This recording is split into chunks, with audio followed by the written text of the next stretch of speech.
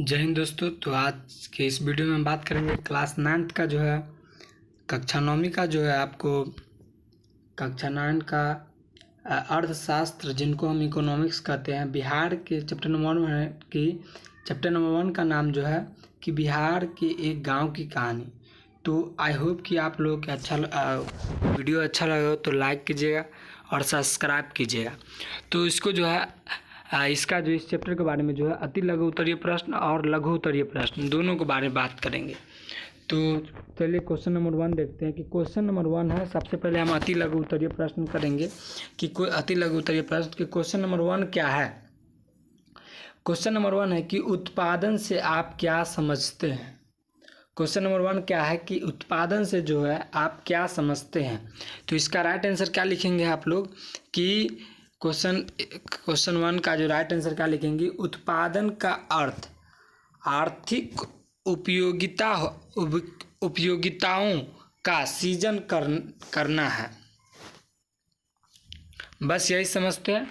और अब दूसरा नंबर प्रश्न है कि उत्पादन क्रिया को संचालित करने के लिए किन किन साधनों की आवश्यकता होती है। बोला है कि यहाँ पे बोला है क्वेश्चन नंबर 2 कि उत्पादन की क्रिया को संचालित करने के लिए किन किन साधनों की जो है आवश्यकता होती है। तो आप इसका आंसर क्या लिखेंगे कि उत्पादन क्रिया को यहाँ पे जो हो जाएगा आपको क्रिया को संचालित करने के लिए प्राकृतिक साधन, मानवीय श्रम तथा यहाँ पे जो है धन या पूंजी की आवश्यकता होती है। प्रश्न नंबर 3 क्या है कि ग्रामीण परिवारों के अधिकांश उत्पादन क्रियाएं किस व्यवसाय से संबंधित होती है। तो इसका आंसर आप लोग क्या लिखेंगे, कृषि। प्रश्न नंबर 4 क्या है कि उत्पादन का उद्देश्य है। तो इसका आंसर क्या होगा कि उत्पादन का, यहाँ पे इसका आंसर जो हो जाएगा आपको उत्तर कि उत्पादन का उद्देश्य मानवीय आवश्यकताओं का संतुष्ट करना होता है। प्रश्न नंबर 5 है कि प्रश्न नंबर 5 क्या है कि प्रश्न नंबर 5 उत्पादन के विभिन्न साधनों कौन कौन से हैं।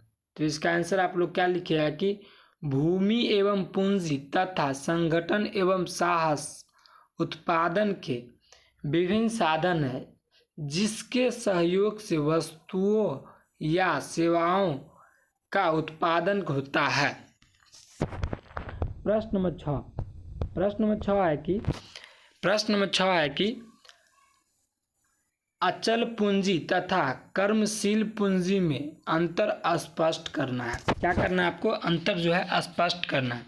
तो इसका आंसर क्या होगा कि अचल पूंजी अस्थाई और टिकाऊ होती है। यहाँ पे क्या होगा कि अचल पूंजी जो होता है अस्थाई होता है, इनकी कोई अस्थाई फिक्स नहीं होती है और टिकाऊ होती है तथा इसका उत्पादन में कई बार प्रयोग किया जाता है। उत्पादन में जो है प्रयोग किया जाता है। अब उसके आगे क्या है कि जबकि कार्यशील पूंजी वह है जिनका उत्पादन का कार्य में का केवल एक ही बार प्रयोग किया जा सकता है। प्रश्न नंबर 7 अगला प्रश्न नंबर 7 है कि मानवीय पूंजी। प्रश्न नंबर 7 है कि मानवीय पूंजी से आप क्या समझते हैं। तो इसका आंसर जो लिखेंगे आप क्या कि मानवीय पूंजी से हमारा अभिप्राय किसी व्यक्ति के उन निजी गुणों से है जो उत्पादन की मात्रा और गुणवत्ता को प्रभावित करते हैं।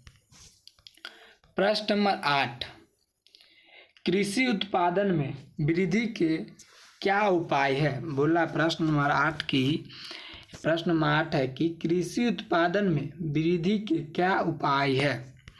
इसका आंसर क्या होगा कि कृषि उत्पादन में इसका आंसर क्या होगा कि कृषि उत्पादन में वृद्धि के उपाय है बहुफल, यहाँ पे जो है बहुफल कृषि तथा नवीन एवं आधुनिक पद्धति का प्रयोग।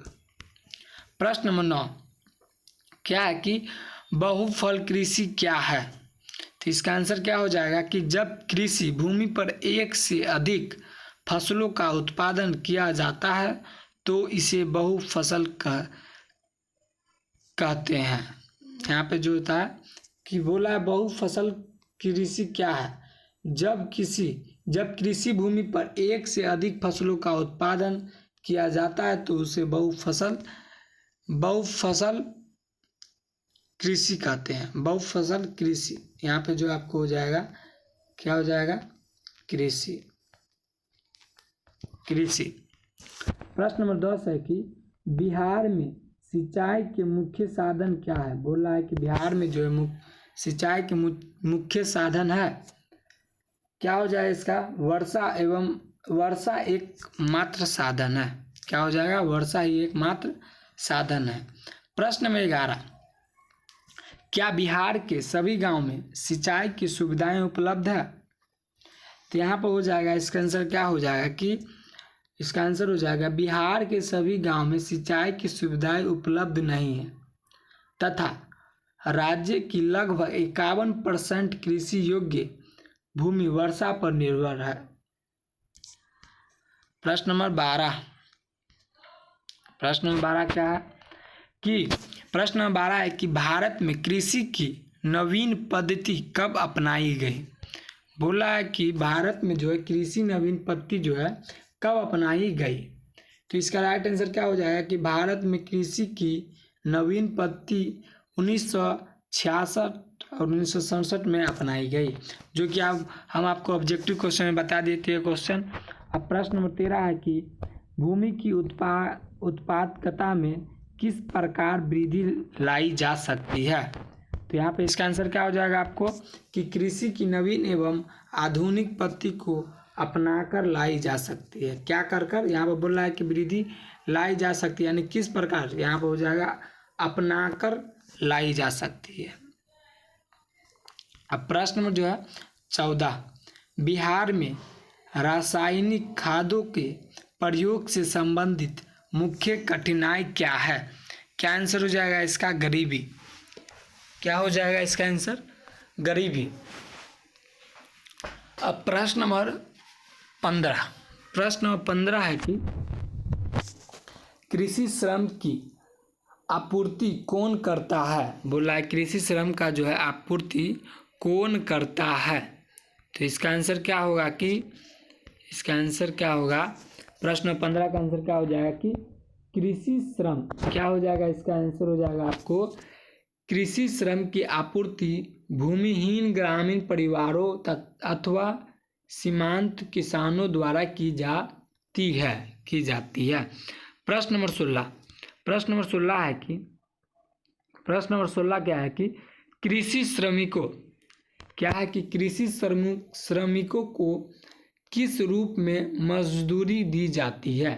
आंसर क्या होगा इसका कि कृषि श्रमिकों को नगद या अनाज अथवा दोनों के रूप में मजदूरी दी जाती है। प्रश्न नंबर 17 किसान अपनी अतिरिक्त उपज का क्या करते हैं? ऑप्शन नंबर ए है इसका राइट आंसर क्या होगा कि किसान अपनी अतिरिक्त को ऊपर का विक्रय करते हैं। क्या करते हैं?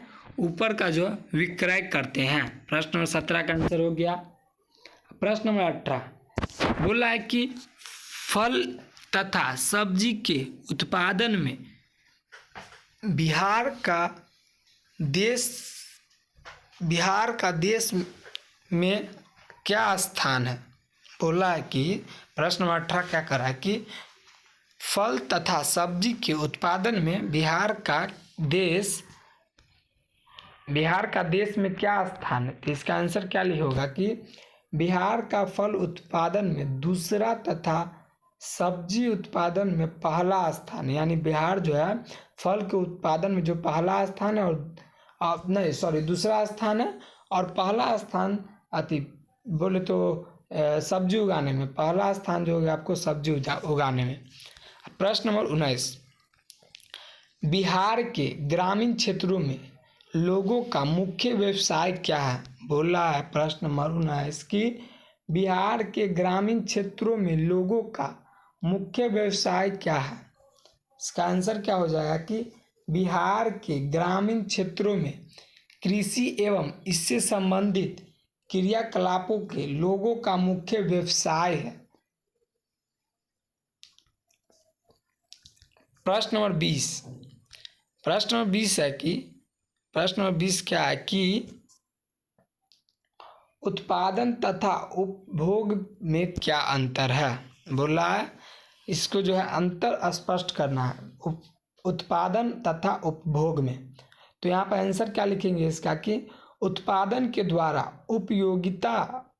उपयोगिताओं का सृजन होता है और उपभोग से यह उपयोगिता नष्ट हो जाती है। यहाँ पे जो वही लिखा हुआ है, सॉरी इसको काट लीजिएगा। यहाँ पे सेम है कि उत्पादन के द्वारा उपयोगिता का सृजन होता है और उपभोग से यह उपयोगिता नष्ट हो जाती है। इसको काट लीजिए और यह दोनों सेम है। अब प्रश्न नंबर 21, प्रश्न नंबर 21 क्या है कि आर्थिक क्रियाकलापों का क्या उद्देश्य होता है? प्रश्न नंबर 21 क्या है कि आर्थिक क्रियाकलापों का क्या उद्देश्य है? तो इसका करेक्ट आंसर क्या होगा कि आर्थिक क्रियाकलापों का उद्देश्य विभिन्न प्रकार की वस्तुओं और सेवाओं का उत्पादन करना होता है जो हमारी आवश्यकताओं को पूरा करती है। क्या करती है? आवश्यकताओं को जो है पूरा करती है। अब प्रश्न नंबर 22, पूंजी का अर्थ स्पष्ट करें। प्रश्न नंबर 22 क्या है कि पूंजी का अर्थ स्पष्ट करें। तो इसका आंसर क्या लिखेंगे आप लोग कि पूंजी वह संपत्ति, यहाँ पर पूंजी नहीं होगा पूंजी होगा। क्या होगा आपको? पूंजी होगा, पूंजी होगा। पूंजी बोला है कि यहाँ पर क्या होगा कि पूंजी वह संपत्ति है अथवा धन है जो वस्तुओं एवं सेवाओं या आय के सेवाओं के उत्पादन में सहायता करते। क्या हो जाएगा? सेवाओं के उत्पादन में सहायक होती है। प्रश्न नंबर 23, उत्पादन के दो सबसे महत्वपूर्ण साधन कौन है? तो इसका आंसर क्या होगा कि भूमि और चरण उत्पादन के दो सबसे क्या यहाँ पे हो जाएगा? भूमि चरण, भूमि एक भूमि हो जाएगा, दूसरा चरण। उत्पादन के दो सबसे महत्वपूर्ण साधन है जिनके अभाव में किसी भी प्रकार का उत्पादन संभव नहीं है। प्रश्न नंबर 24, उपभोग की वस्तुओं से आप क्या समझते हैं? बोला है कि प्रश्न नंबर 24 की उपभोग की वस्तुओं से आप क्या समझते हैं? तो इसका आंसर क्या होगा कि उपभोग की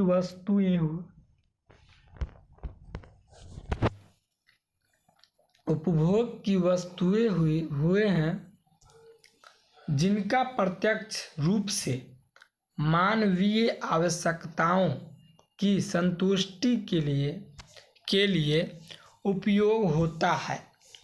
प्रश्न नंबर 25 क्या है? उत्पादन वस्तुएं क्या है? बोल रहा है प्रश्न नंबर 25 की उत्पादन वस्तुएं जो है क्या है? इसका आंसर क्या होगा? उत्पादक वस्तुएं उन वस्तुओं को कहते हैं। क्या होगा कि उत्पादक वस्तुएं उन वस्तुओं को कहते हैं जिनका प्रयोग अधिक उत्पादन अथवा आय प्राप्त करने के लिए किया जाता है। प्रश्न नंबर 26, प्रश्न नंबर 26 क्या है कि जल टिकाऊ वस्तुओं से क्या समझते हैं? बोला है जल टिकाऊ वस्तुओं से आप क्या समझते हैं? तो यहाँ पे हो जाएगा कि जाल, यहाँ पे जाल टिकाऊ क्या है? जाल टिकाऊ। इसका क्या आंसर हो जाएगा कि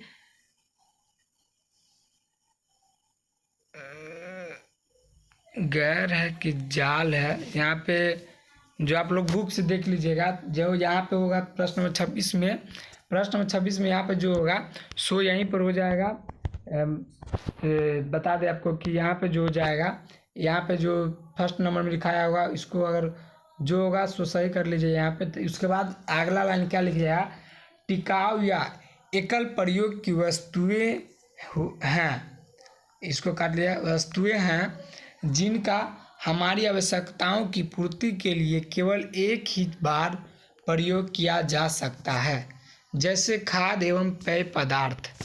प्रश्न नंबर 27 क्या है कि टिकाऊ वस्तुओं में क्या है, इसका आंसर क्या होगा, टिकाऊ वस्तुएं हैं जिनका एक लंबे समय तक उपभोग किया जाता है, जैसे साइकिल, घड़ी, टेलीविज़न इत्यादि। प्रश्न नंबर 28, अब प्रश्न नंबर जो है 28, भूमि की उत्पादकता में किन प्रकार वृद्धि लाई जा सकती है। इसका आंसर क्या होगा कि कृषि की नवीन एवं आधुनिक पद्धति को अपनाकर भूमि की उत्पादकता एवं वृद्धि लाई जा सकती है। अब लघु उत्तरीय प्रश्न के बारे में बात करेंगे। तो प्रश्न नंबर फर्स्ट है कि रामपुर गांव की आर्थिक संपन्नता का चरण क्या है। बोल रहा है कि यहाँ पे क्वेश्चन क्या कर रहा है कि प्रश्न नंबर जो आपको हो गया कि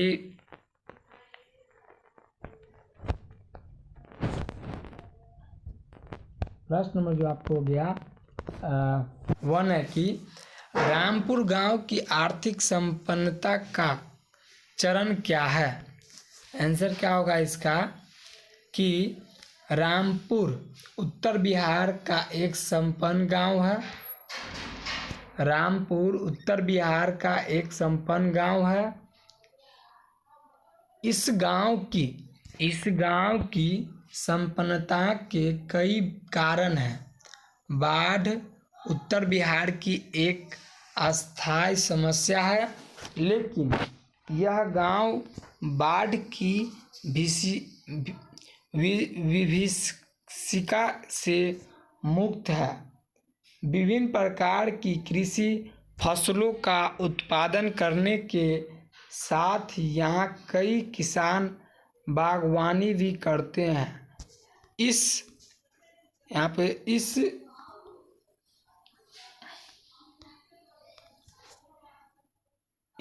प्रकार बागवानी यहाँ के किसानों की आय का एक अतिरिक्त स्रोत है।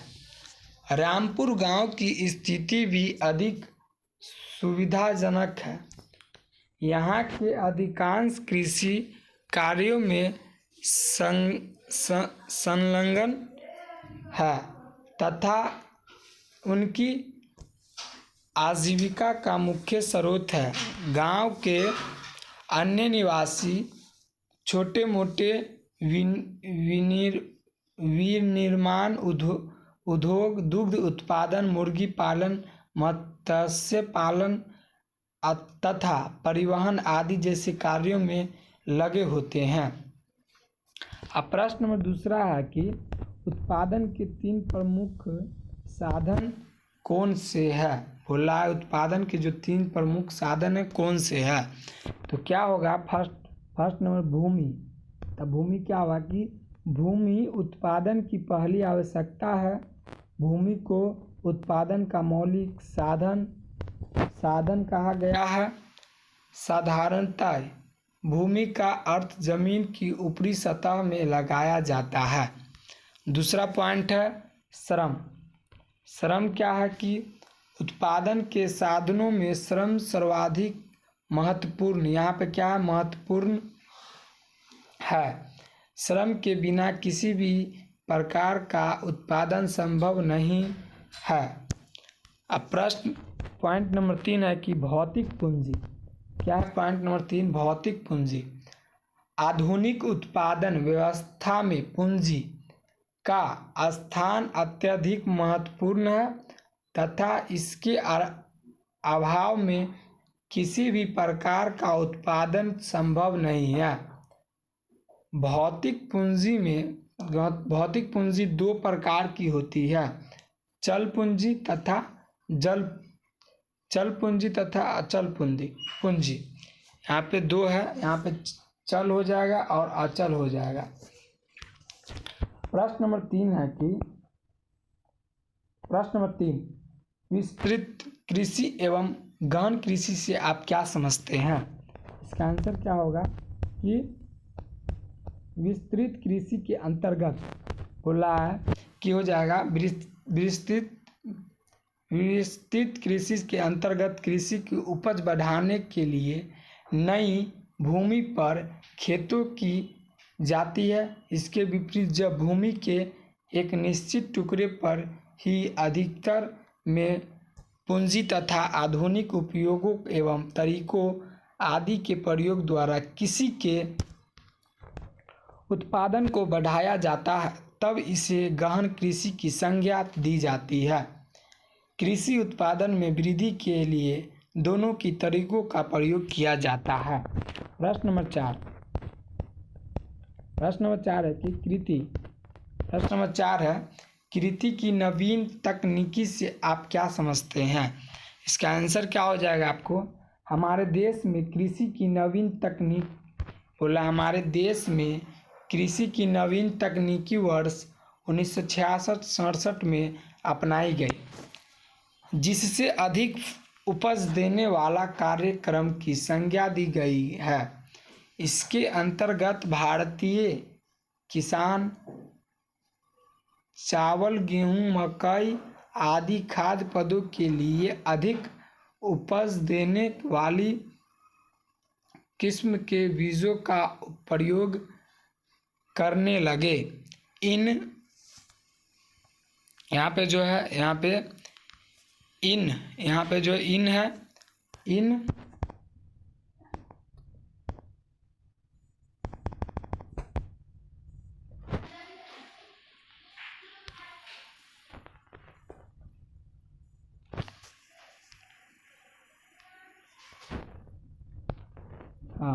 यहाँ पे जो है थोड़ा मिस्टेक हुआ था। यहाँ पे जो है इन के बाद क्या है कि बीजों के प्रयोग से कृषि की उपज में बहुत तेजी से वृद्धि हुई। यहाँ पे जो है क्या हो जाएगा? वृद्धि हुई।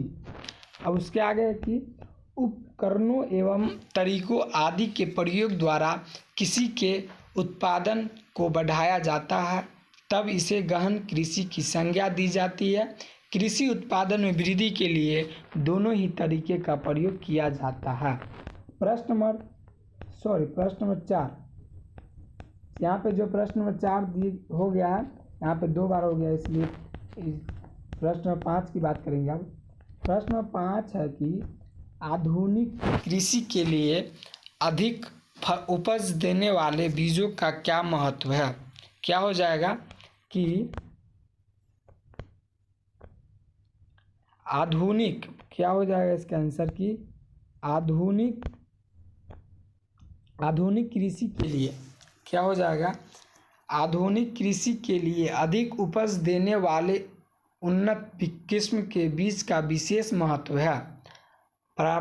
पारंपरिक बीजों की अपेक्षा नई उन्नत किस्म के बीजों से प्रति हेक्टेयर उत्पादन में दोगुनी या उससे भी अधिक वृद्धि संभव है। डॉक्टर एवं स्वाभिमान आज के अनुसार पारंपरिक बीजों द्वारा प्रति हेक्टेयर केवल 4 से 5 मीट्रिक टन उत्पादन संभव है। और उसके बाद किंतु नए उन्नत किस्म के बीजों के प्रयोग से प्रति हेक्टेयर 8 से 10 मीट्रिक टन का उत्पादन किया जाता है। उसके बाद किया जाता है। उन्नत किस्म के बीजों के आविष्कार से ही 1967-1968 के बाद हमारे देश के खाद्य उत्पादन के निरंतर वृद्धि हो रही है, जिससे एक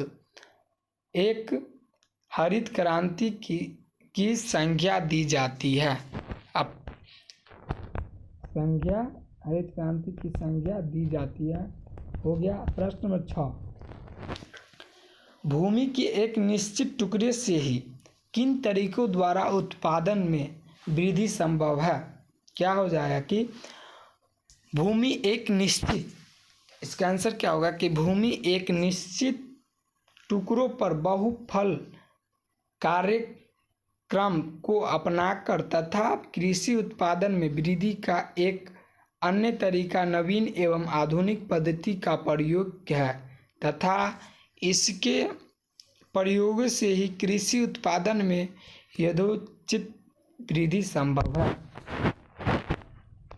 अब प्रश्न नंबर जो है यहाँ पे 7, क्या प्रश्न नंबर 7 की बिहार में सिंचाई के मुख्य साधन क्या है? एक या राज्य के जल संसाधनों का सिंचाई के लिए पूर्ण उपयोग हुआ है। इसका आंसर क्या होगा कि इसका आंसर जो हो जाएगा आपको कि उत्तर हो जाएगा क्या कि कुएं सिंचाई के पुराने साधन है। बिहार में कुएं द्वारा सिंचाई का कार्य उत्तर तथा मध्य बिहार के मैदानी भागों में होता है। इस भूभाग की मिट्टी अत्यंत मुलायम है। इससे कुओं का निर्माण कम खर्चों में आसानी से किया जा सकता है।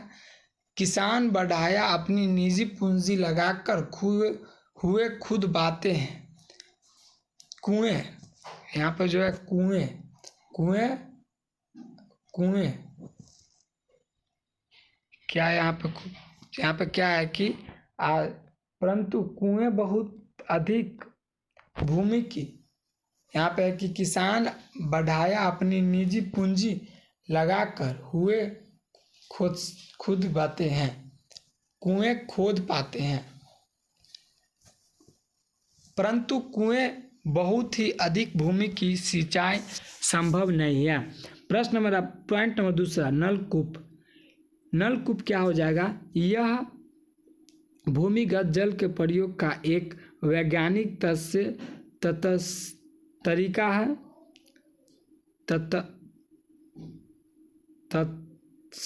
तरीका है जिनका प्रयोग लगातार बढ़ रहा है। कुएं की अपेक्षा नलकूप द्वारा भूमि के एक बहुत बड़े भाग में सिंचाई की जा सकती है। किसानों को नलकूप दुआ लगाने के लिए सरकार कर्ज एवं अधिक सहायता प्रदान करते हैं। पॉइंट नंबर 3 है नहरें। सिंचाई के साधनों में नहरों का विशेष महत्व है। राज्य की कुल संचित भूमि के लगभग 30% भाग में नहरों से सिंचाई होती है। बिहार की अधिकांश नहर अस्थायी है। बिहार में सिंचाई के लिए जल संसाधनों की कमी नहीं है। हमारी सिंचाई कुल अनुमानित क्षमता लगाकर 102 लाख हेक्टेयर जो राज्य की कुल कृषि योग्य भूमि से अधिक है, लेकिन हमारे सिंचाई साधनों का एक पूर्ण एवं समुचित उपयोग नहीं हुआ है। वर्तमान में बिहार में नलकूपों का द्वारा सबसे अधिक सिंचाई की जाती है जो कुल सिंचित भूमि का लगभग 63% है। प्रश्न नंबर 8 है कि क्या बिहार में उर्वरकों का पर्याप्त मात्रा में प्रयोग होता है? इसका आंसर क्या हो जाएगा कि कृषि के उपजाऊपन को बनाए रखने तथा उनकी उत्पादकता में वृद्धि के लिए भूमि में खाद देना आवश्यक है। परंपरागत रूप से हमारे राज्य के किसान खाद के लिए गोबर हड्डी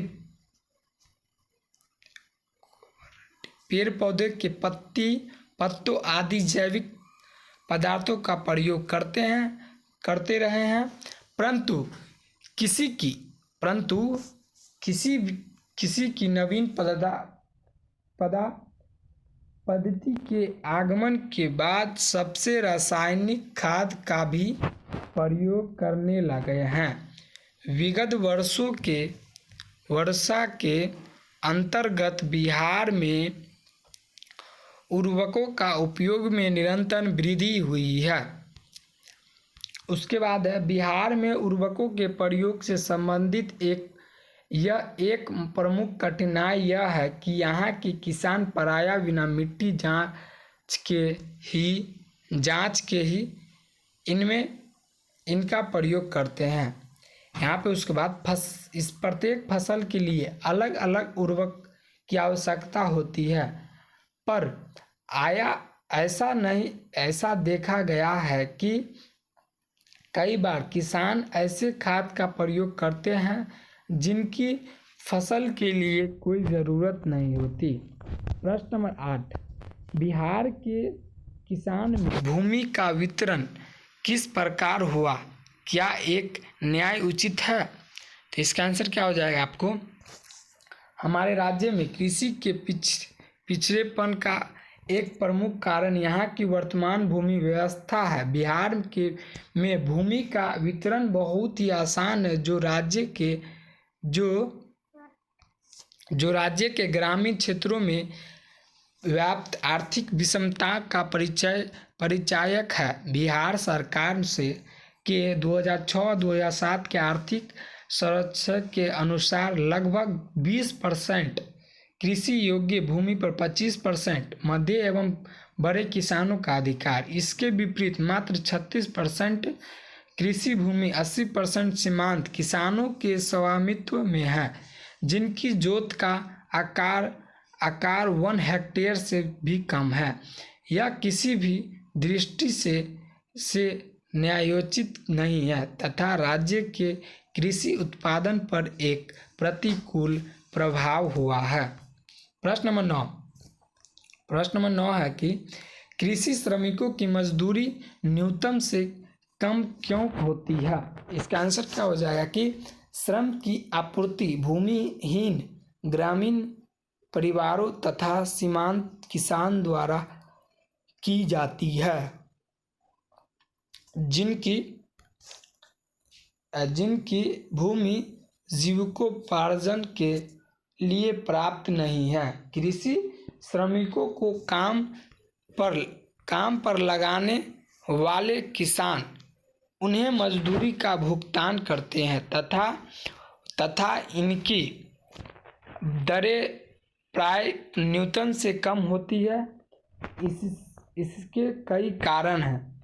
भारतीय कृषि की प्रकृति मौसमी होने के कारण कृषि श्रमिकों को पूरे वर्ष काम न मिलकर कुछ विशेष मौसम में ही काम मिल पाता है। जब तक कृषि के कार्य होता है तब तक इन लोगों को काम मिलता है, लेकिन किसी का मौसम समाप्त होने से बेरोजगार हो जाता है। अतः कृषि श्रमिक हमेशा काम की खोज में रहते हैं और कभी मजदूरी पर भी काम करने के लिए तैयार हो जाते हैं। कृषि का यंत्रीकरण होने से भी उनके लिए रोजगार के अवसरों में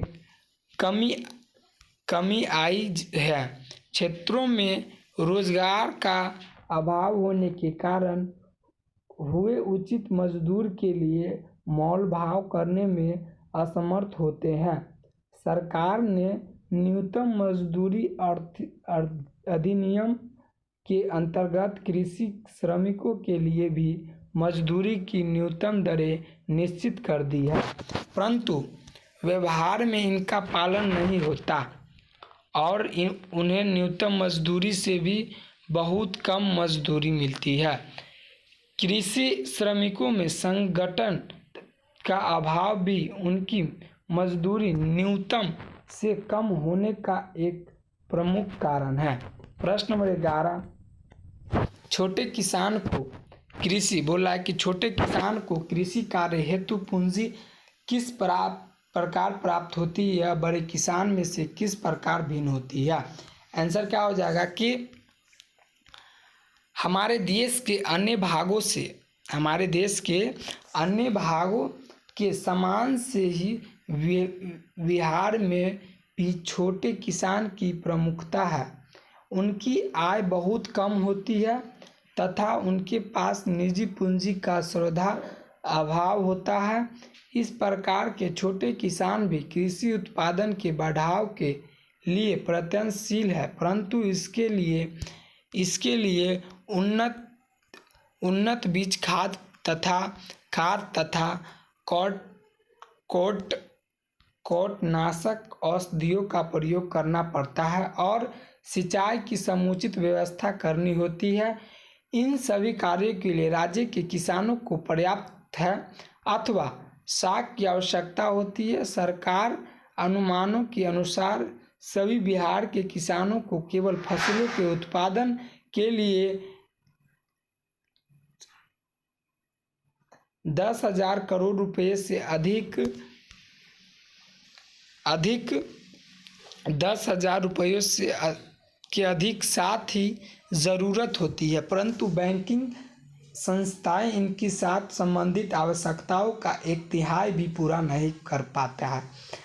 बैंकिंग स्थान संबंधित 1/3 भी नहीं पूरा कर पाता है। उसके बाद कि छोटे किसानों को बैंक आदि से ऋण मिलने में बहुत विलम्ब भी होती है, अतः एक बड़े किसानों, महाजनों या साहूकारों से बहुत ऊंची कूद पर पूंजी उधार लेने के लिए बाध्य होते हैं। कई बार महाजनों या साहूकारों से शुद्ध अथवा ब्याज की दर से 20 से 25% तक होती है, जो निश्चय की ही बहुत अधिक है। इस प्रकार के ऋणों को लौटाना किसानों के लिए कठिन होता है।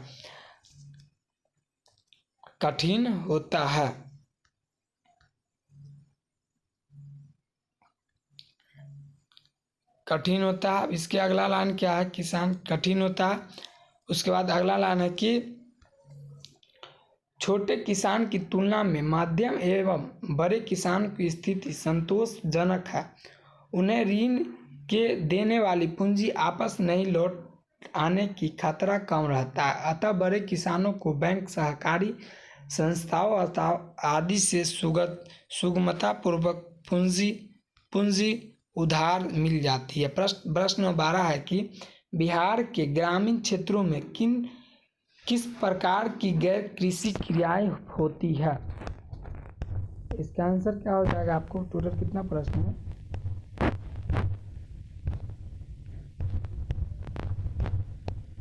टोटल 27 प्रश्न है। तो अभी हम प्रश्न नंबर जो है 12, शायद प्रश्न नंबर 12 पर थी। प्रश्न नंबर 12 क्या था कि प्रश्न नंबर 12 था कि बिहार के ग्रामीण क्षेत्रों में किस प्रकार की गैर कृषि की क्रिया होती है। तो इसका आंसर क्या हो जाएगा आपको कि यहाँ पे इसका आंसर क्या हो जाएगा, बिहार के ग्रामीण परिवारों का मुख्य व्यवसाय कृषि है। क्या है यहाँ पे जो जाएगा आपको कृषि है। और इसके बाद राज्य की संपूर्ण जनसंख्याओं का लगभग 75% अपने जीविकोपार्जन के लिए कृषि पर निर्भर है, परंतु कुछ ग्रामीण परिवारों का यह कृषि कार्यों में भी संलग्न है। इससे दूध उत्पादन अथवा डेयरी उद्योग सर्वाधिक महत्वपूर्ण है। यह उद्योग बहुत ही पूर्ण से ही छोटे किसान की आय का एक अतिरिक्त स्रोत होता है। क्या होता है, अतिरिक्त स्रोत रहा है। विगत वर्षों के अंतर्गत डेयरी उद्योग का विकास होने से अब कई ग्रामीण परिवारों में इसे पूर्णकालिक व्यवसाय के रूप में अपना लिया है। विनिर्माण उद्योग विभिन्न प्रकार की वस्तुओं का उत्पादन करते हैं। शहरों तथा औद्योगिक केंद्रों में इस प्रकार के उत्पादन वृहद पैमाने पर आधुनिक कारखानों में होता है, परंतु बिहार के ग्रामीण क्षेत्रों में भी कई उद्योग बहुत छोटे पैमाने पर लगाए जाते हैं। इनमें हथकरघा उद्योग, खादी उद्योग तथा चर्म उद्योग महत्वपूर्ण है। हमारे आर्थिक और सामाजिक जीवन में पारिवारिक अथवा यातायात के साधनों का अत्यधिक महत्वपूर्ण है।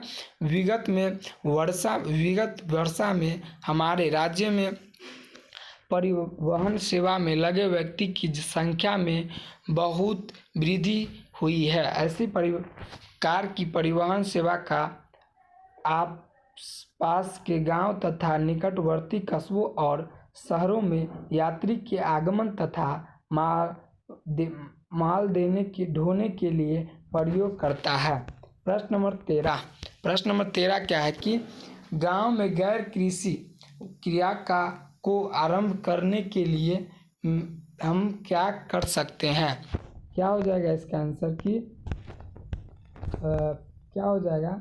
बिहार के ग्रामीण क्षेत्रों में गैर कृषि क्रियाकलापों को प्रोत्साहित करने के लिए यहाँ के परंपरागत का उद्योग पूर्वाभ्यास तथा कृषि जन्य उद्योग का विकास आवश्यक है। हमारे राज्य के ग्रामीण उद्योग में हथकरघा उद्योग सर्वाधिक महत्वपूर्ण है। हथकरघा वस्त्र देश में ही नहीं वरना विदेशों में भी लोकप्रिय हो रहे हैं तथा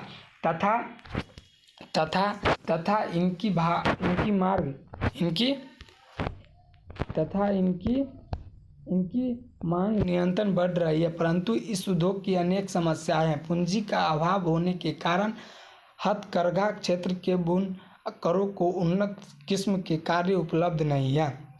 इस उद्योग की दूसरी समस्या बहुत आपूर्ति की है, जो अत्यंत अपर्याप्त है। हथकरघा उद्योग को अपनी वस्तु को विपणन तथा यातायात के कठिनाई का भी सामना करना पड़ता है। इससे उद्योग के विकास के लिए जिन समस्याओं का निराकरण आवश्यक है, उसी प्रकार खादी एवं ग्रामोद्योग क्षेत्र खादी क्षेत्रों के अतिरिक्त कई प्रकार के हस्तशिल्प उद्योगों का उत्पादन करता है। इनकी देश और विदेश की काफ़ी मांग है। इन उद्योगों को उचित प्रोत्साहित देकर इनके बाजार की बहुत विस्तार किया जा सकता है और बिहार के ग्रामीण इलाकों को कई प्रकार के कृषि जन्य उद्योगों को विकसित करने के लिए भी अपार संभावनाएं हैं। फल और सब्जी के उत्पादन के लिए बिहार की देश एक राज्य है। यह प्रति वर्ष लगभग 86 लाख टन सब्जी और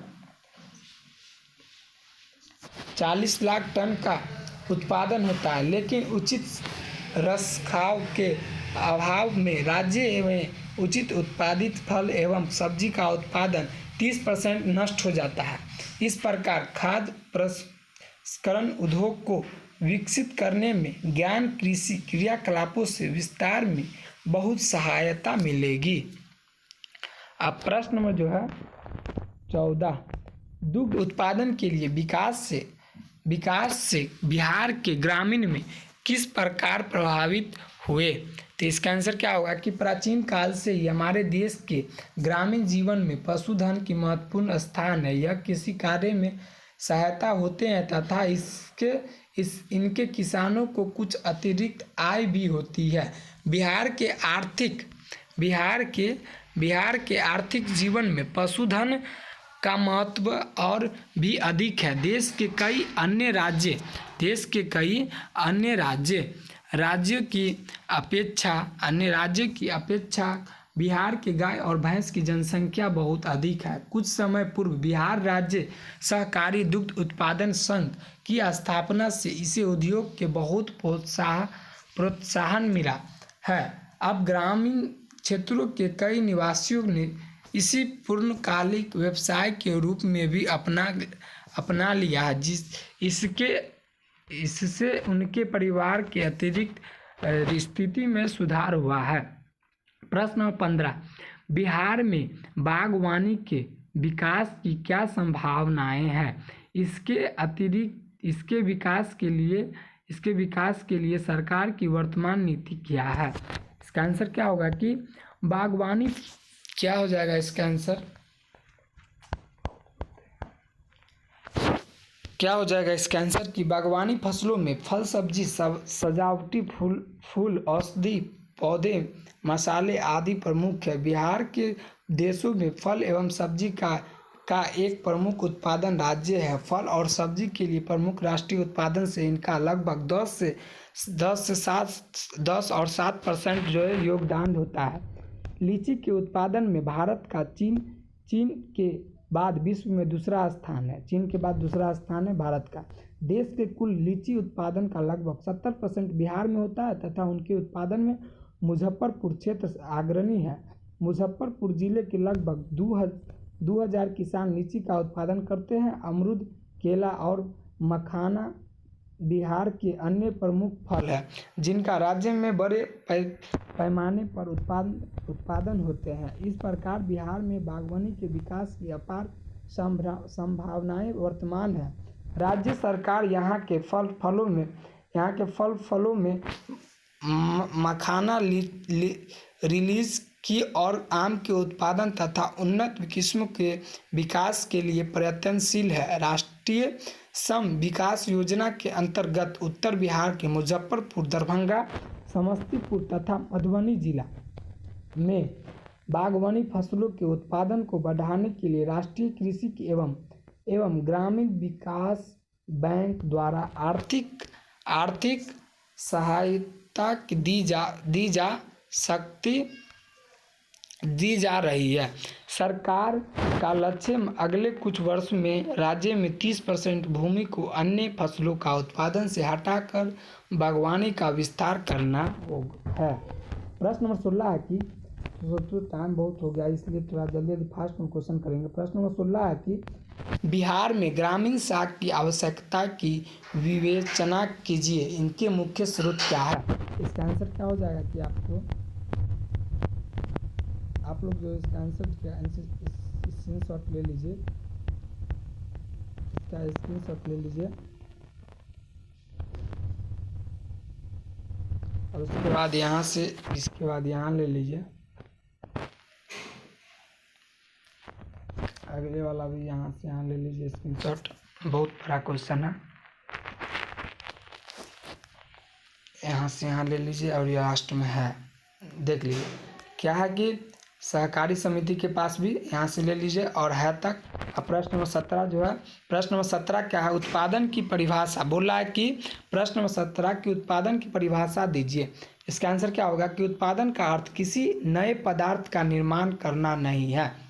उत्पादन का अर्थ है कि कोई नए पदार्थ का जो निर्माण नहीं, बल्कि इसका अर्थ प्रकृति द्वारा उपलब्ध किए गए वस्तुओं में मानवीय आवश्यकताओं की पूर्ति करने की क्षमता या गुण में वृद्धि करना है। इसी के अनुसार आर्थिक उपयोगिता का निर्माण अथवा सृजन करना उत्पादन है। किसके? एली के अनुसार। अब प्रश्न नंबर 18 कि उत्पादन के महत्व पर प्रकाश डालें। इसका आंसर क्या होगा? उत्पादन व्यक्ति तथा समाज दोनों के लिए महत्वपूर्ण है। उत्पादन किसके द्वारा हमारी आवश्यकताओं की पूर्ति संभव है। व्यक्ति तथा समाज के दोनों ही आवश्यक आदायों का उत्पादन जो है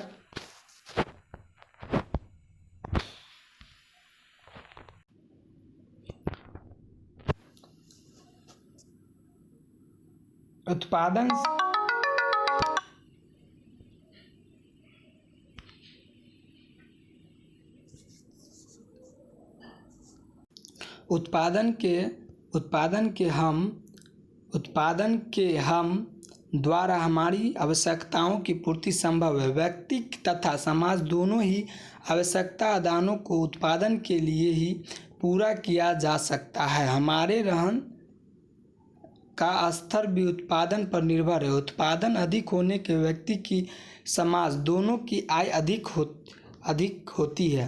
व्यक्ति तथा समाज दोनों ही आर्थिक समृद्धि उत्पादन पर निर्भर है। प्रश्न 19 क्या है कि भूमि से आप क्या समझते हैं? क्या है भूमि से आप क्या समझते हैं? इसका आंसर क्या होगा?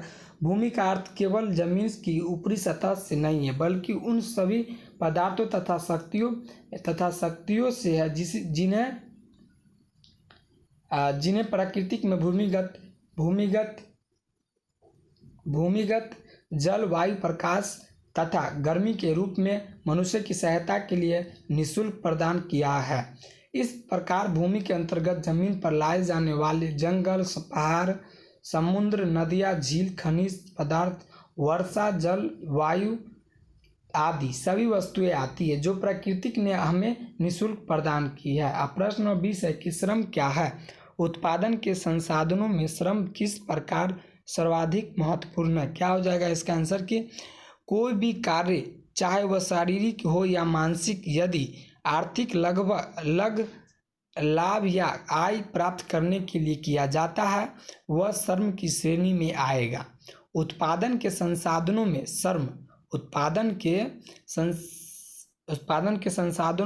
श्रम सर्वाधिक महत्वपूर्ण है, क्योंकि श्रम के बिना किसी भी प्रकार के उत्पादन संभव नहीं है। श्रम के साथ भूमि के उत्पादन के लिए अनिवार्य, लेकिन श्रम का महत्व भूमि से अधिक है, क्योंकि भूमि का निष्क्रिय श्रम की भूमि को कार्यशील बनाता है तथा उत्पादन करता है। प्रश्न नंबर 21, उत्पादन तथा अनु उत्पादन समूह में क्या अंतर है? क्या हो जाएगा इसका आंसर? कि जिन मानवीय श्रम के द्वारा धर्म के उत्पादन में सहायता मिलती है या किसी आर्थिक उद्देश्य की पूर्ति होती है, उसे उत्पादन श्रम कहते हैं। जिस श्रम से धन का उत्पादन नहीं होता है या जिसके बदले में कोई पुरस्कार नहीं मिलता, उसे हम अनु उत्पादन श्रम कहते हैं। अब प्रश्न नंबर 22 क्या है कि पूंजी क्या है? चल पूंजी तथा अचल पूंजी में अंतर। पूंजी कितने प्रकार के होते? 2 होते। कौन कौन? चल और अचल।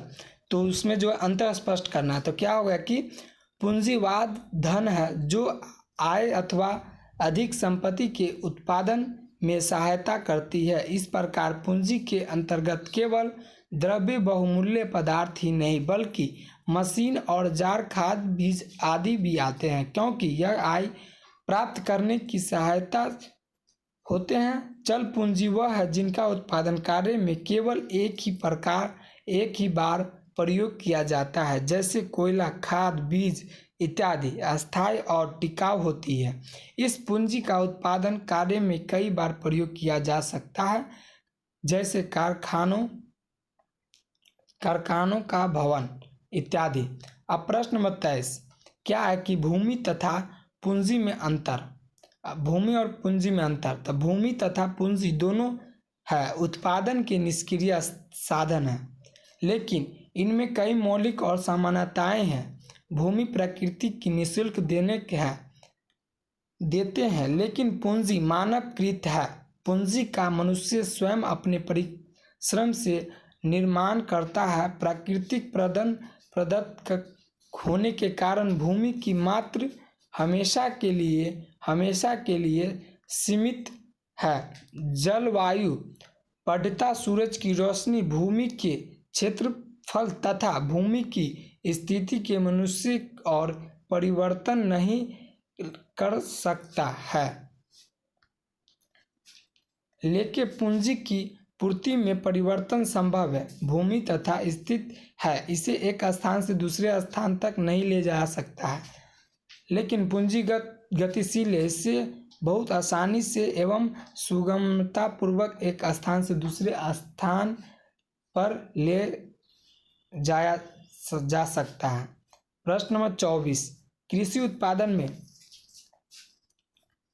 उत्पादन में वृद्धि क्या उपाय है। हमारे देश के तथा राज्य में विस्तृत कृषियों में कई संभावना नहीं है, अतः यहाँ के किसान अपनी उपलब्ध भूमि से ही कृषि उत्पादन को बढ़ाने का प्रयास कर सकते हैं।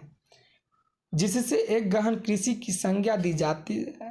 इसके अंतर्गत भूमि के एक निश्चित टुकड़े पर ही एक से अधिक फसल उगाई जाती है। कृषि उत्पादन में वृद्धि का एक अन्य तरीका नवीन एवं आधुनिक पद्धति का प्रयोग तथा इसके प्रयोग से ही कृषि उत्पादन में यथोचित वृद्धि से संभव, यहाँ पे जो आपको है संभव है। प्रश्न नंबर 25, बिहार में सिंचित क्षेत्रों, क्या बोला, बिहार में सिंचित क्षेत्रों को बढ़ाना क्यों महत्वपूर्ण है? तो क्या हो जाएगा इसका आंसर आपको कि क्या हो जाएगा, बिहार में अर्थव्यवस्था, क्या हो जाएगा इसका आंसर कि बिहार में अर्थव्यवस्था कृषि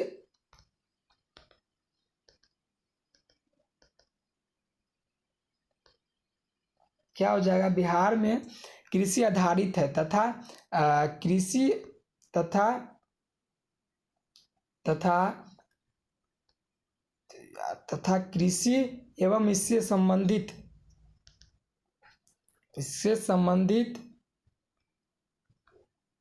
इसका स्क्रीनशॉट ले लीजिए। प्रश्न नंबर 25 का जो स्क्रीनशॉट जल्दी से ले लीजिए आप लोग। अब प्रश्न नंबर 26 क्या है, तो इसका भी आप लोग स्क्रीनशॉट ले सकते हैं।